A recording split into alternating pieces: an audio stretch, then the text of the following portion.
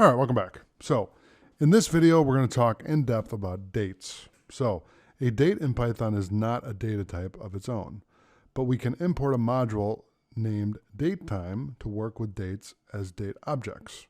So date output, when we execute this code, we can import datetime. So x would equal datetime.datetime.now, and then it would print x. And when we execute the code from the example above, the result would be 2020 12:07 10:10 53. So 10 in the morning, at roughly around the time when I executed this code, which was yesterday. So this is outdated, but if you were to run that code, which we'll run in a test, then you'll get a different answer than this. But this is just an example, okay? The date contains year, month, day, hour, minute, second, and microsecond. The datetime module has many methods to return information about the date object. Okay, so let's jump into the code and take a look at this. Okay, so let's make a dates notebook. So what I want to do is I want to type in 19, and then we're going to call this dates, okay? So let's do 19 dates. And what we're going to do is we're going to run the first code example that we were talking about, okay? So we're going to do import datetime x equals datetime dot datetime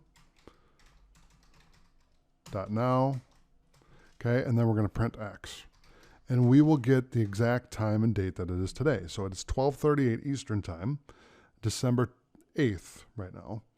So we should get December 8th 12:38, and then it's going to show the year, which you can see, 2020.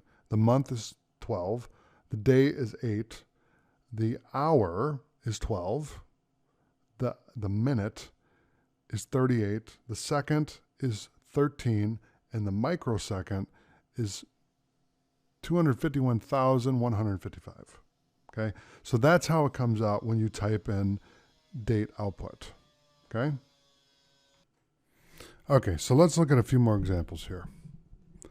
So let's type in import datetime,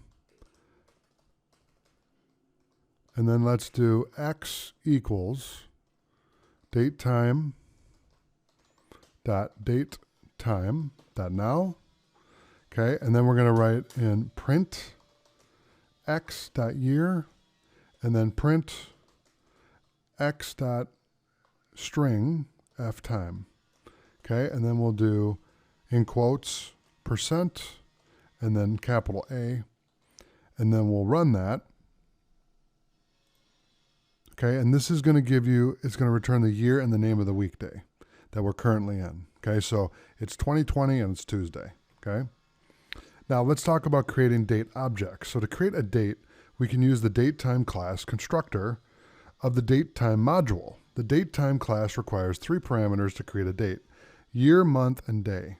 Okay, so let's do that. So we can create a date object here. So what we're going to do is we're going to type in import in lowercase, import datetime.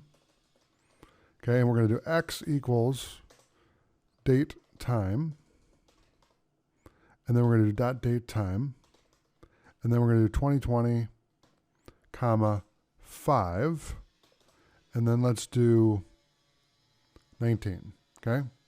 And then we're going to print x.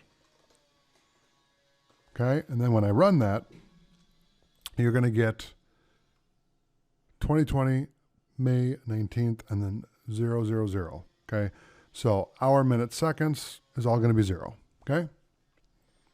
Now, when we do the next example, we're going to use the string time method, okay? So let's try that out. So we'll do import date time x equals datetime dot datetime. I didn't spell that correctly, so hold on a second here. Datetime dot datetime, and then we'll do 2018, comma 7, comma 20, and then we're going to print x dot string f time, And then in quotes, we'll do percentage, and then we'll do capital B. Okay. Now, when I run that, we're going to display the name of the month. Okay. So when I run that, we have July. Okay. So there you go. So that's how you run that method. So now we're going to look at a reference of all the legal format codes. So you have the directive, the description, and then the example. So for this first one, it would be percentage and then A, which we did a little bit just a while ago. So it would be weekday short version. So it would be Monday, and then weekday full version would be, the full word of Monday, and then percentage and lowercase w would be weekday as a number, 0 through 6, 0 is Sunday. Example would be 3, and then percentage D would be day of the month, 0, 1, 31, and be 31. And then we would have percentage B, which would be month name short version, short for December, and then percentage capital B, month name full version, December, percentage month, so M, month as a number, 0, 1 through 12. Example would be 12. Percentage Y, year short version without century, would be 18. Percentage Y, year full version, would be 2018. Percentage H would be hour, 0 through 23. Example would be 17. And then percentage capital I would be hour, 0 through 12. Example would be 05. And then percentage lowercase p would be AM, PM. Example would be PM. Percentage M would be minute, 0 through 59. An example would be 41. And then percentage capital S would be second, 0 through 59. Okay. And the example would be 8. Okay. Now, a reference of legal format codes continued would be percentage F, microsecond, and then this would be an example. Time zone or UTC offset would be percentage Z, and then you get the example here. Time zone would be capital Z with a percentage sign, and you would get CST, Central Standard Time, okay, and then percentage J would be day number of year, 001 through 366, so an example would be 365, okay. Percentage capital U would be week number of year. Sunday is the first day of the week. So 0 through 53, so it'd be 52 would be an example. And then percentage W, week number of the year. Monday is the first day of the week. Okay, and that would be 0 through 53. An example would be 52. And then percentage C would be local version of date and time. And you have the example Monday, December 31st. 1,700 hours and 41 minutes and 0 seconds, 2018, okay? And then percentage X would be local version of date, and you would have 12/31/18 as an example.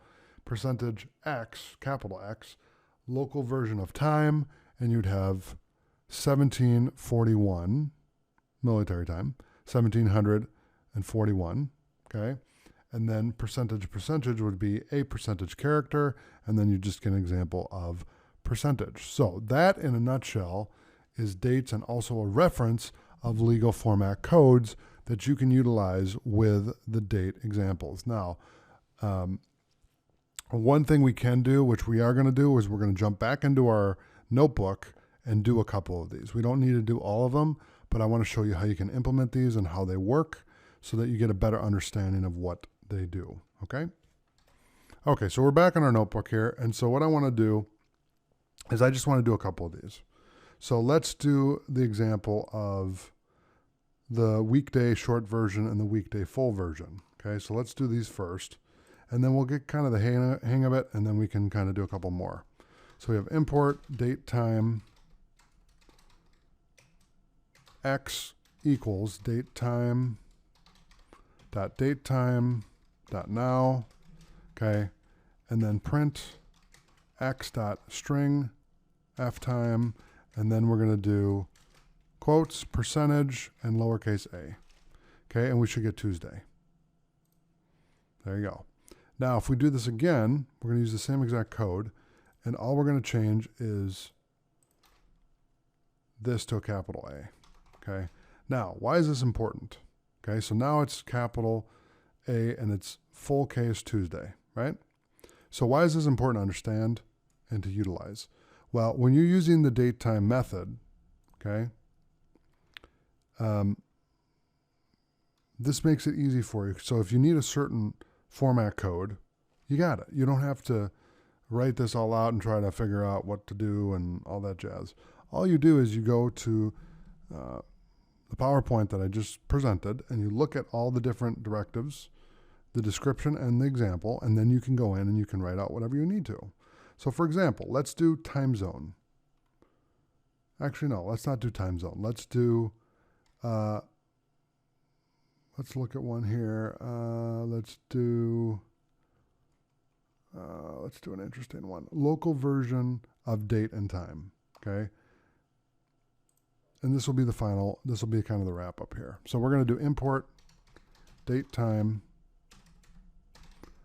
x equals date time dot date time dot now, okay? And then we'll do print x dot string f time, and then we're going to do percentage lowercase c.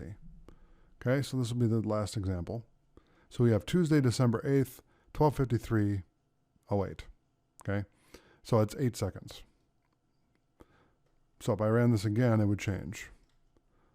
Okay, so it would be, instead of 08, it would probably be 25. Okay, and if I ran it again, what's going to happen? It's going to go up 35 seconds. Okay, I run it one more time. Now it's 33. Okay, so you get the idea. Basically, all we're doing is we're reprinting the date, the day, the date, and the time over and over again. And what it's doing is it keeps showing that this is going up because the time never stops. So it continuously is going, okay? But that's how you can utilize it, okay? So that is Python and dates. Again, this is important to understand because you can use this for a lot of different things, and just understanding the basics will help you go a long way with this. All right, so thanks for watching, and I'll see you in the next video.